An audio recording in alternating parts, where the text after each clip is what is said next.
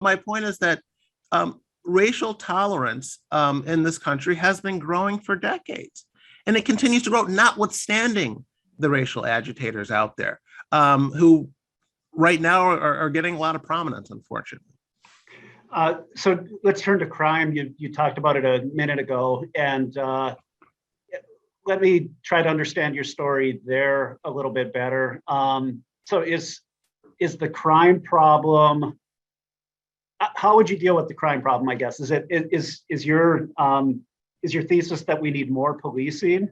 You've pointed that these defund the police efforts are taking us in the wrong direction, but well, it's not my thesis. Yeah, this is what the people who live in these communities have consistently told posters. I can give you some hard data on this.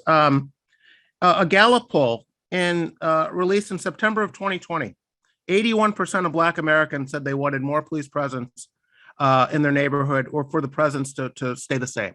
80% said keep it the same or increase it.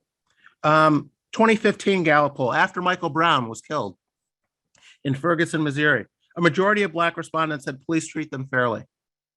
By a 2-to-1 margin over whites, Blacks said they wanted a greater police presence in their local community. That's 2015, after Ferguson goes down. And this goes back decades. A Gallup poll from the early 1990s, 82% of Black respondents said the criminal justice system doesn't treat criminals harshly enough.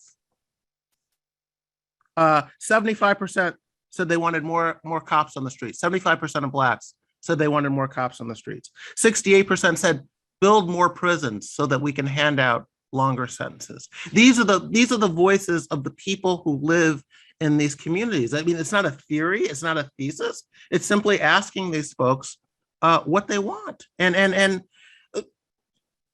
yes, I think they're right, and I think they deserve better policing. And I think that people who are interested in addressing income inequality and racial inequality in this country should focus on crime control, because upward mobility does not occur in communities where bullets are flying around all day, coming through walls, disrupting birthday parties of 6-year-olds. Upward mobility doesn't occur in communities like that. What happens in those communities are that businesses flee them, the jobs follow, property values fall. I mean, there's this notion out there that poverty causes crime, but I think the truth is closer to the opposite of that, frankly.